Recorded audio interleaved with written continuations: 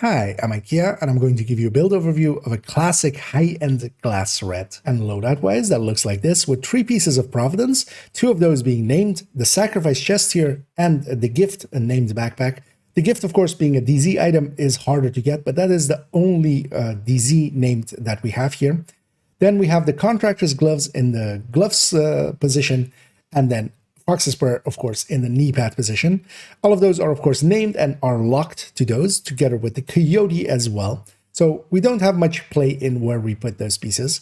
And while we do have bonuses, especially here for rifles and LMGs, we can still go with ARs, and that is a popular choice to go with just because of the ease of use of ARs, of course. And then for skills-wise, we can go with any skill that we like. A Revive Hive, of course, being a glass build, is kind of gonna take up a slot. But then on the other slot, we can go with Pulse, with Foam, with any tool that we kind of like. Same as well for specialization. We don't really have a preferred pick. Gunner is definitely really good solo, of course, but especially in group settings, having, for instance, a demo in the team can be much more valuable.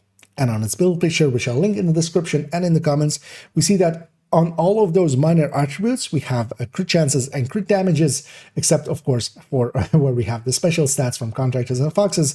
All of the mod slots are crit damages, and then every piece basically has a crit chance, a crit damage, and then if it has a mod slot, a crit damage there as well.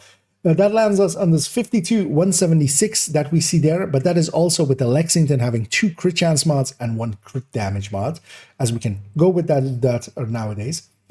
What we can do as well is swap in any Grupo piece. For instance, if everybody else is already running a Coyote, we can run swap in a Grupo piece in that stead. Also, if we aren't going with any LMG, we can go with Eagle's Grasp and get a little bit more weapon handling and magazine size. We are losing that damage to armor and losing a little bit of damage.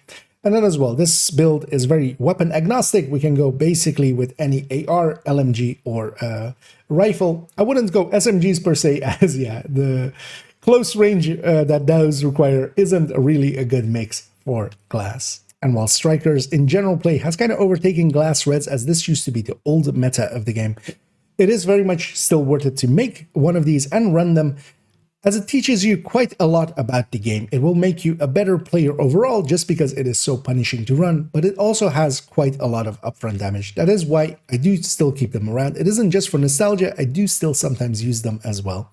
If you're looking for a much more in-depth look into them, there is already a build showcase on my channel with some gameplay and where we go much more in-depth on these kind of builds.